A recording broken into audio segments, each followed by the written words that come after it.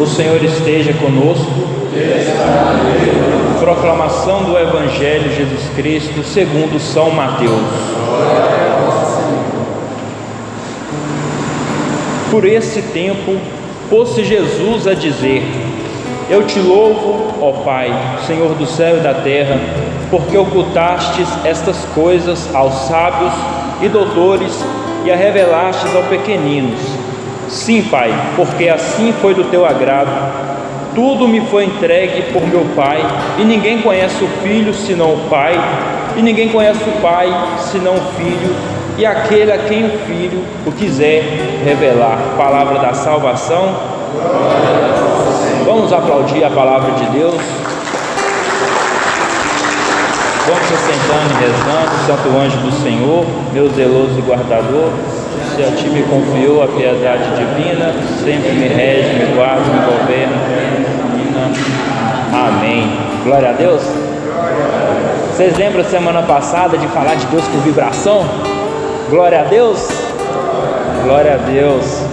Irmãos, nós estamos diante do Evangelho de São Mateus e nós nos pegamos essa pequena frase, essa pequena fala de Jesus, e muitas vezes ela é um pouco mal interpretada porque ela não tem um contexto muito grande.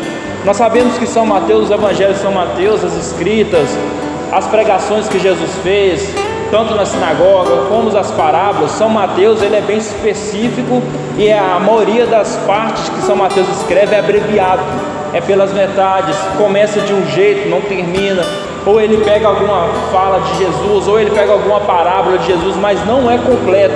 São Mateus eu costumo dizer que é um evangelho, a representação dos outros, é como se fosse uma introdução.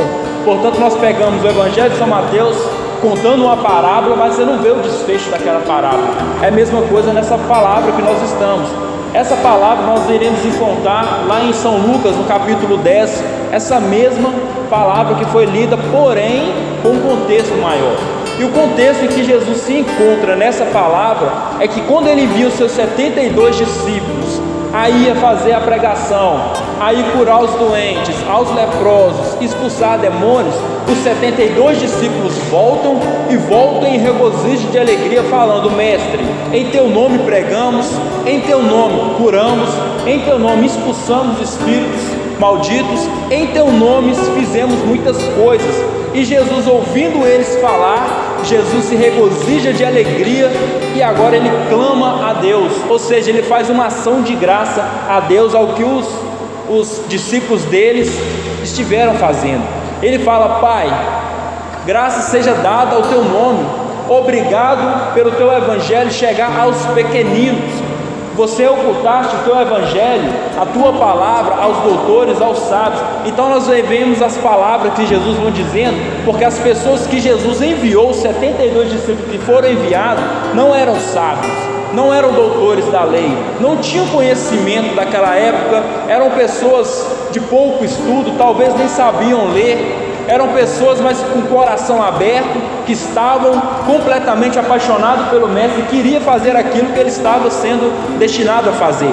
Então é por isso que Jesus, vendo eles voltar com intensa alegria, lá em São Lucas fala que Jesus se regozija de alegria, que Jesus ele se alegra ao ver os seus discípulos terem entendido a palavra, ao ver os seus discípulos terem entendido o que ele foi mandado a fazer, ao ver os discípulos, mesmo tendo pouco estudo, mesmo tendo pouca sabedoria, a ter pregado, a ter enviado, a ter curado, a ter feito pessoas que não andavam a andar, a ter feito cegos que não enxergavam enxergar. Então, quando ele envia eles, o povo volta, Jesus fala: Pai, porque Jesus diz assim: Eu te louvo, ó Pai, Senhor do céu e da terra, porque ocultaste essas coisas aos sábios. Nós olhamos esse contexto de Jesus, nós sabemos que Jesus não está preocupado com o nosso pouco grau de estudo. Jesus ele não estava preocupado com o que os discípulos daquela época sabiam.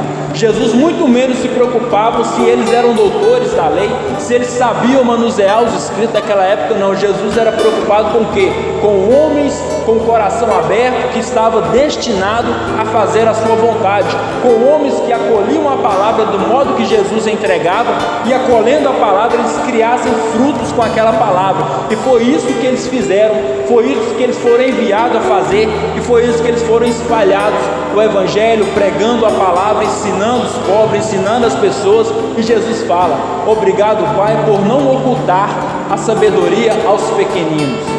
Trazendo para o nosso cotidiano hoje, quando Deus nos chama, quando Deus coloca ao nosso intuito, quando Deus quer a nossa ajuda, quer o nosso auxílio, nós nos escondemos atrás de quê? Pai, eu não sei ler. Pai, eu tenho vergonha de falar em público. Não, eu não sei me portar, eu não sei falar direito, eu não sei muito menos cantar. Mas Jesus não está perguntando se nós sabemos ou deixamos de saber. Jesus quer saber se nós estamos com o coração aberto, sedentos por amor a Ele, para fazer aquilo que Ele quer que nós façamos na face da terra.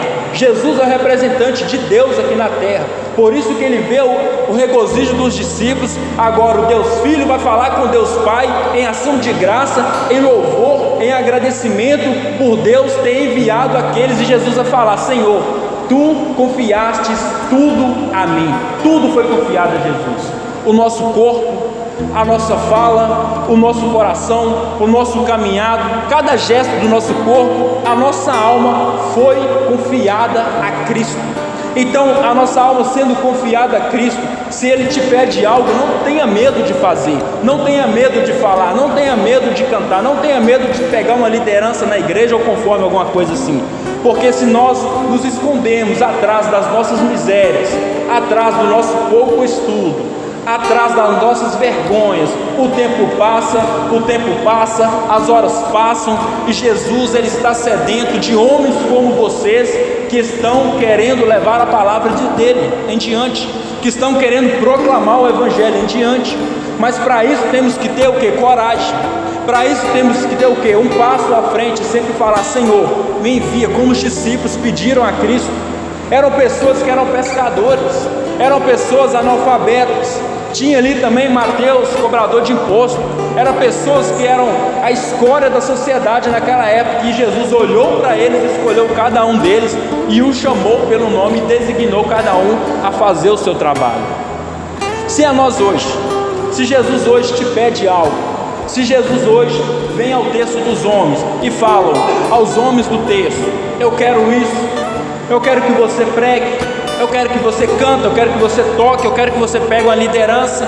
Qual é a nossa desculpa para Deus? Qual é a desculpa que eu vou esconder com Deus? Como Deus chama Moisés um dia para libertar o povo do Egito, Moisés fala: Senhor, já sou velho, já tenho 70 para 80 anos, sou gago, eu não sei falar. E Jesus mesmo assim envia Moisés. Quando Jesus vai chamando Jeremias se esconde atrás da sua pouca idade: Senhor, eu sou apenas uma criança. E Deus fala: não fale que eu sou apenas uma criança. Jesus, Ele não está preocupado se nós não sabemos fazer direito. Jesus não está preocupado se nós não sabemos cantar ou tocar direito. Jesus está preocupado em homens que têm um coração disponível, aberto para receber o Espírito Santo, e através do Espírito Santo dar frutos e gerar frutos para Ele, para um dia Jesus lá no céu olhar para Deus e fazer a mesma ação de graça como Ele fez com os discípulos. Será que hoje Ele vai encontrar esses homens também? Será que hoje Ele vai encontrar esses homens que vão fazer a obra, vão produzir frutos, vão voltar alegre para casa, porque curou os doentes, porque pregou a palavra, porque fizeram cegos a enxergar, fizeram cadeirantes andar, fizeram leprosos voltar à sua saúde, fizeram pessoas voltar a Deus, fizeram prostitutas voltar ao altar de Cristo, fizeram pessoas homossexuais largar o homossexualismo para amar a Deus. Mas é Deus que está nos pedindo o quê? Uma decisão correta de vida. Deus nos pede o nosso sim. Deus nos quer com Ele. Deus nos quer caminhando com Ele, mesmo não sabendo fazer aquilo que Ele nos chamou. Porque a partir da hora que você se coloca a caminho, a partir da hora que você se coloca em sentido daquilo que Deus está pedindo, ao seu caminhado, aos passos que você vai dando, é Ele que vai te ajudando, é Ele que vai te auxiliando, é o Espírito Santo que te conduz, é o Espírito Santo que conduz a sua fala, é o Espírito Santo que vai conduzir você a liderar algum grupo. Mas cadê esses homens, como 72 daquela época, disponível para Deus, com o coração aberto, com o coração escancarado para Deus, para fazer a obra dele nessa terra. Jesus há 2000 anos esteve nessa terra, durante 3 anos fizeram discípulos, e os discípulos continuaram a propagar o Evangelho. Os discípulos morreram, fizeram os santos da igreja, os santos propagaram o Evangelho, os santos morreram, vieram à nossa geração. E quem é que vai continuar daqui para frente? Quem é que vai continuar levando a igreja adiante? Quem é que vai continuar a contexto dos homens? Quem é que vai liderar a juventude? Quem é que vai ser o próximo ministro da palavra, o próximo ministro da Eucaristia? Os padres. Quem é que vai ser? Quem é que vai ser conduzido por Deus? Nós vivemos em um tempo que as pessoas não querem mais servir a Deus, porque a partir da hora que você se coloca na presença de Deus e começa a servir a Deus, muitas coisas nós vamos deixando para trás. O nosso tempo vai encurtando. Nós já não temos muito tempo mais para ficar no celular. Nós não vamos ter muito tempo para andar à toa, porque o tempo que você está parado, que você não está trabalhando, você está cuidando da família. Quando você não está cuidando da família, você está estudando a palavra ou a doutrina da igreja para conduzir as pessoas. É por isso que as pessoas hoje estão fugindo da responsabilidade. Jesus precisou de 72 antigamente. Hoje ele precisa de um que tem um coração disponível.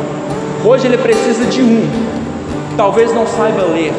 Hoje ele precisa de um, talvez não cante direito, mas que tenha o coração aberto para Deus, em fazer a vontade de Deus e falar como Isaías fala em capítulo 6: Senhor, eis-me aqui, envia-me. E é Deus que está nos procurando.